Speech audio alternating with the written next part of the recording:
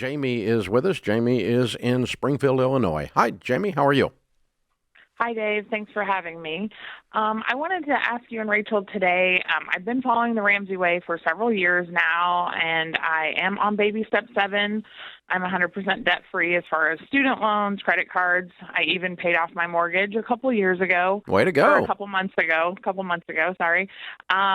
I have my emergency fund. I'm saving for retirement, but where I'm just really kind of struggling, and I'm afraid, I guess, a little bit, I'm not budgeting well.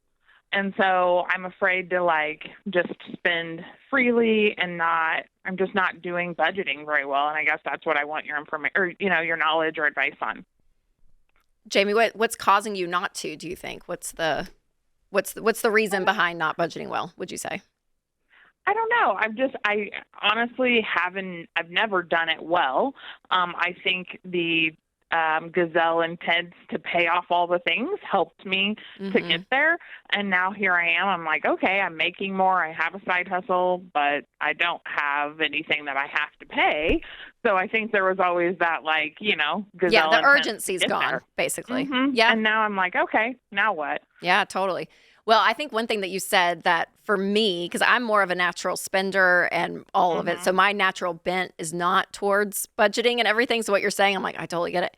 But what I have found is that, and you touched on it earlier, so I want to just say your words back to you, that you don't feel the freedom to spend. And so for me, that is what I have found so great about budgeting is it allows me to be able to spend and not second guess myself or not think about it. So, I mean, I can tell you, Jamie, my husband and I were in baby step 7. I mean, we've been doing this for 12 years. And our budget, I mean, we just did April, and I'm like, it's so consistent. There may be like 4 or 5 categories that we change month to month, but for the most part, we know what we spend. And for us, it has become so simple because it's been so consistent. We're not in this flux of stuff, right? Like, especially if you're on baby steps 1 through 3. There's so much of like, oh my gosh, where can we squeeze out? Where can we look? But on baby step 7, you can kind of relax in that. And I think that makes almost budgeting can be a little bit easier because, again, those budgets are so much more consistent month to month. So I would be curious if you really did buckle down and do every dollar plus for just 3 months. I bet by the end of the summer, you're like, oh, okay, this isn't as strenuous or as hard as I was thinking. And we talk about too in baby step 7 that, you can up your lifestyle a certain percentage, you up your giving a certain percentage, and all of that. Again, it's a little bit more lax because like you said, you're not having to be as focused and as intense with every single penny. So when you say you're not budgeting well, do you mean you're not pinching pennies, or do you mean you're not functionally, tactically doing the budget well? I am not pinching pennies, and I am not physically doing a budget. Okay. I'm not following so it's every dollar app. I'm just because at your stage, we don't tell you to pinch pennies at your stage. All I want you just to do is to do it on purpose. Mm-hmm. And writing it down makes you do it on purpose. And to that end, what is something that a category? Give me a category you enjoy spending on, enjoy freedom in. Sure. I mean, clothes, travel, what? Vacations, yeah. Vacations, okay. All right. See, to me, if you say, this is what we're going to spend on a vacation, this is what we're going to put aside for a vacation, and then when I get ready to do the vacation, the money is laying there because I put it in there, that's easier, and the vacation is more relaxing and more fun than not knowing if I screwed something else up by going on vacation. Yeah. Yeah, that makes sense. That's what Rachel's saying. There's freedom in the plan because if, for instance, if it was clothing and you went and bought something in clothing and there was zero guilt because it was in the clothing budget, that's what it's supposed to be used for God's sakes. And so you can relax and enjoy the clothing purchase that way. Then you're not outside, you're not out of bounds, and you just, the feeling of knowing you're not messing up things when you buy something, because there's a latent guilt with buying the wrong thing in the wrong time that puts you into a mess, and that's a good guilt because it keeps you from doing stupid butt stuff, right? But it takes away the fear that you're doing something stupid butt if you've got a written game plan where everything's assigned. And so I think the freedom is what I would reach for that Rachel's talking about.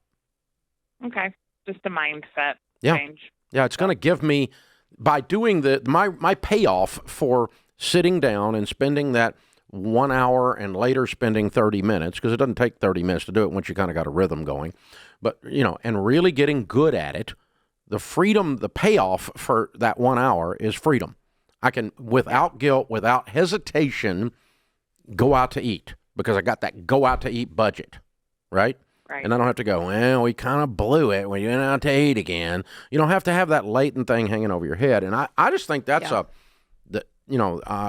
we used to call it, before Rachel kind of took it and said, it's freedom to spend. But we just used to we said, okay, we're not going to call it a budget anymore. We're going to call it a spending plan. Yeah, yeah.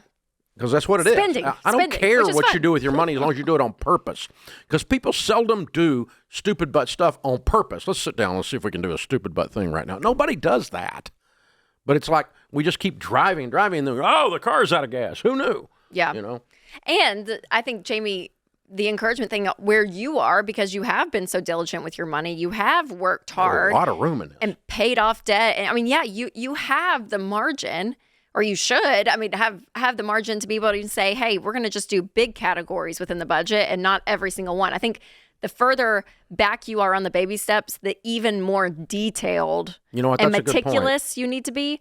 And then as you start moving, it's like, oh, you can kind of make these bigger, wider categories and live within those. And it's still okay, but you're still doing it on purpose. Yeah, let me give you an example of that for the rest of you out there, not for her. When you first start doing your budget, you should have a separate restaurant's envelope from your grocery store envelope. You should have a separate category. Restaurants should be a separate category. You shouldn't just say food. Because if you just say food when you're first starting, you'll eat out and you won't have any money to go to the grocery store. Yeah. But when you separate those two, but then later on when you've gotten under control, you've gotten rid of the debt, you've got the margin, then you could just have food. Mm-hmm. You know what's funny though about me? I'm like, I should retake my Know Yourself, Know Your Money assessment, because I even might be more of a nerd than I realize. Because even though we're on baby step 7 and we've been, again, doing this, we're not perfect at it, but it's been over a decade, I still like more individual categories because I just want more. I just want to But you like the clarity. I like the clarity of just the complete. I have a date but night. That's not motivated by nerdism, though. That's motivated by the freedom. Spending. I know. We have date nights. Yeah. In our food category, so it's like it's a separate. Because I'm I want to enjoy our date. You want to go out to eat on date night? Yes, okay, yes. I got you. All of it. I don't know. We're so specific that. on ours. But then you can do it without guilt. That's what you like about it. That's what I like about it. Yeah, I like it. It's a freedom. There's a freedom to it, and that's when budgeting is not a punishing process. It's a spending plan. This is the Ramsey Show.